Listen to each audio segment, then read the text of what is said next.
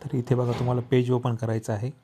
Page open केल्यानंतर इथे तुम्हाला जी लाडकी बहीण योजनाची लिंक फ्लॅश होते तिथे तुम्हाला क्लिक करायचं आहे आणि क्लिक केल्याच्यानंतर तुम्हाला इथे पुढे पेज ओपन होईल। इथे लाभार्थी जी महिला आहे त्या महिलेचा आधार कार्ड क्रमांक टाकायचा आहे।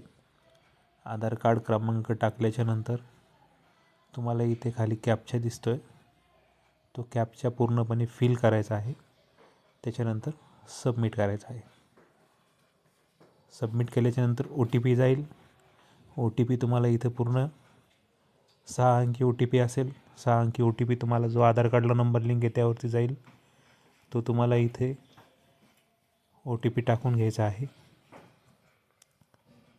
OTP टाकल्याच्यानंतर तुम्हाला इथे खाली सबमिट करायचं आहे।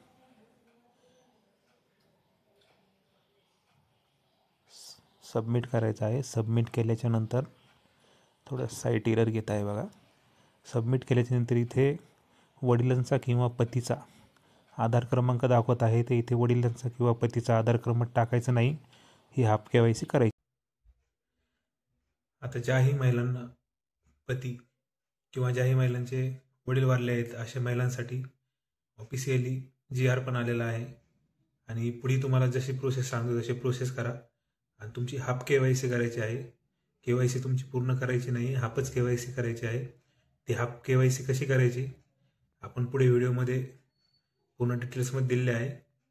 अशा महिलांनी तशी KYC करा आणि शेवटची तारीख 31 डिसेंबर आहे, ते 31 डिसेंबरपर्यंत तुम्ही KYC करू शकता।